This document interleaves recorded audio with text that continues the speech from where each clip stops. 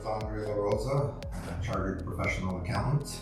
I provide accounting and tax services for owner-managed clients. I've been doing this on my own for about 14 years now, and my only regret is that I didn't do it sooner because it's been a wonderful experience running my own practice and dealing with clients the way I want to deal with them, as opposed to how some big firms or medium-sized firms deal with their clients. So it's been an enjoyable ride. March and April, it's full speed ahead with the personal tax returns, and the rest of the year it's corporate tax returns, estate returns for people who pass. Well, for personal tax time, you should start preparing in February, because that's when most of those slips come in.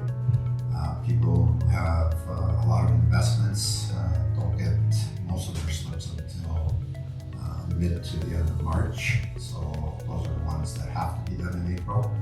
But I do try to encourage people to come in as soon as possible so that we can spread things out and so that I'm not going too crazy in the month of April. But that's usually the time frame.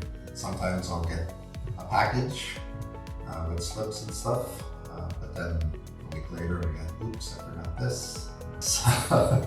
So that drags things on, or especially when a return is complete and then you have to go back and amend because they missed something. So I always look to see what they've given me this year compared to what they had last year, and sometimes I might know that something is missing or believe that something is missing, and so I will get in touch with the client to see if indeed that is the case.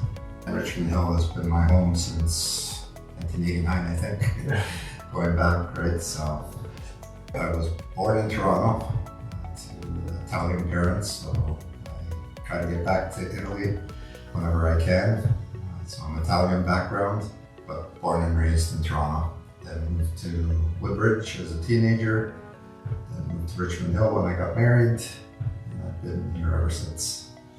It was actually a friend of mine that told me about the Richmond Hill Board of Trade. It's amazing when you start your own business, your name gets out there somehow, and so I was being recruited by other organizations to try to join their networking events and stuff. But then I came across the Richmond Hill Board of Trade. Then they told me about joining the board to help on the board, and I did, and I was quite nervous the first couple of years. And then things just took off from there, in that the treasurer at that time resigned, and I was thrown into that job mid-season.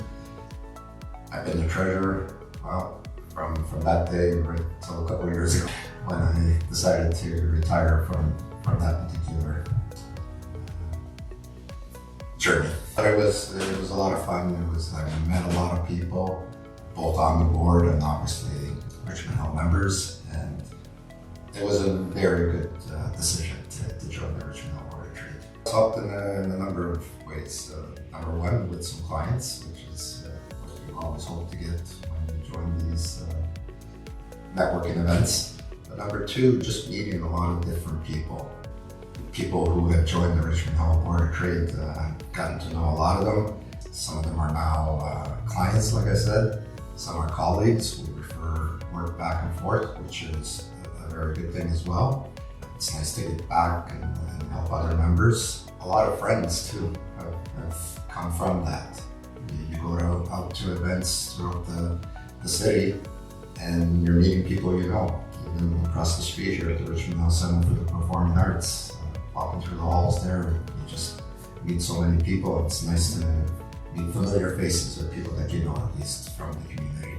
I've connected with so many people, like I said before, that have become clients, colleagues, friends. I belong to the Richmond Hill Chamber Health Plan.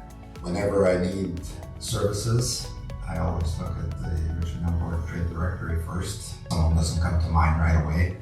I try to look at that to see who else might be providing the services that I might need. You'd rather call them first as opposed to someone that you don't know at all. I try to do that where possible. Getting into business is exciting, but it's also scary. You're giving up the security of a regular paycheck. You're having to do all the things that when you're working for someone else are just provided to you. Okay, so there is a lot of work involved, but there's also a lot of satisfaction because you're working for yourself and you get that satisfaction of just helping people with their needs. In my case, it's mostly with tax, trying to save them as much as possible.